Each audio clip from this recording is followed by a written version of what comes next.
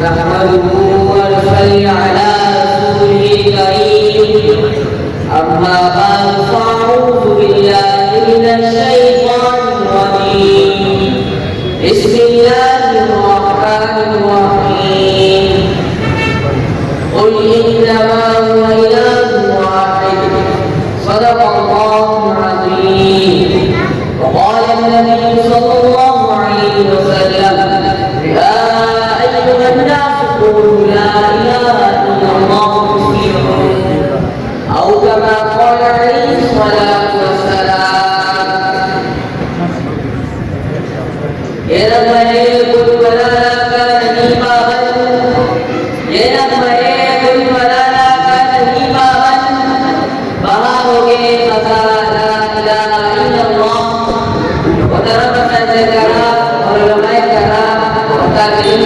السلام عليكم ورحمة الله وبركاته. آج کی تقریر کا موضوع ہے کلمہ طیبہ. سامعین محترم، کلمہ طیبہ اسلام میں داخل ہونے کا مین دروازہ ہے. جو شخص کفر سے اسلام میں اور شرک سے توحید میں داخل ہونا چاہتا ہے، اگر وہ سچے دل سے اس کلمہ توحید کو پڑھ لے گا وہ مسلمان ہو جائے گا. اس مبارک کلمہ کے دو حصے ہیں. پہلا حصہ لا الہ الا اللہ، دوسرا حصہ محمد رسول اللہ. سامعین محترم، پہلا حصہ لا الہ الا اللہ، دوسرا حصہ محمد رسول اللہ.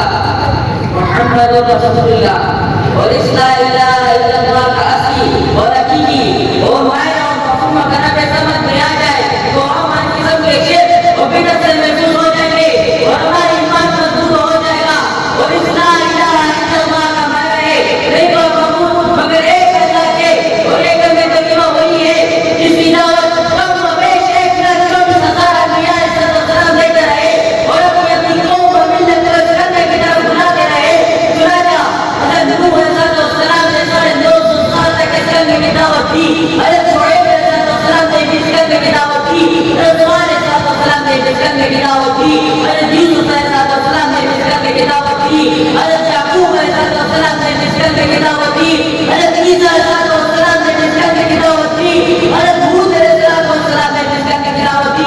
اور آخر میں میرے اور آپ کے محبوب حضرت محمد صلی اللہ علیہ وسلم نے اس کلمے کی دعوت دی اور فرمایا اے لوگو یا ایھا الناس قولوا لا الہ الا اللہ تفلحوا. اے لوگو لا الہ الا اللہ کی دعوت دے دو، کامیاب ہو جاؤ گے.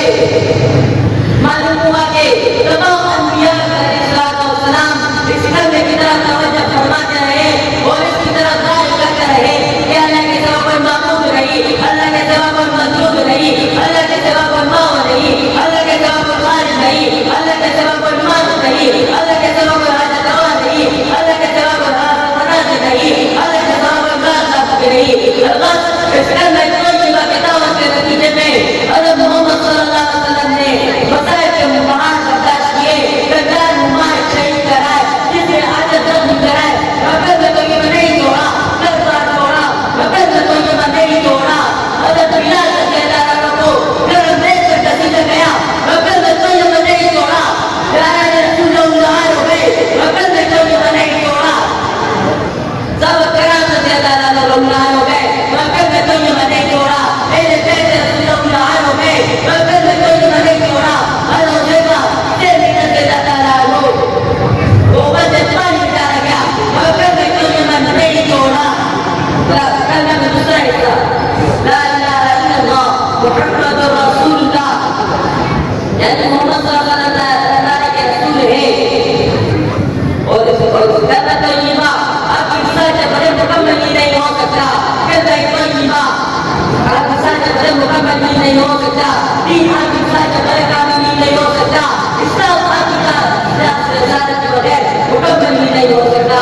لا الہ الا اللہ محمد رسول اللہ، ایک معبود مگر ایک اللہ کے اور موسی صلی اللہ علیہ رسول ہے. خدا کو بڑے میں یکتا ہے، موسی صلی اللہ علیہ وسلم یکتا ہے. خدا کے بعد خدا نہیں ہو سکتا، موسی صلی اللہ علیہ وسلم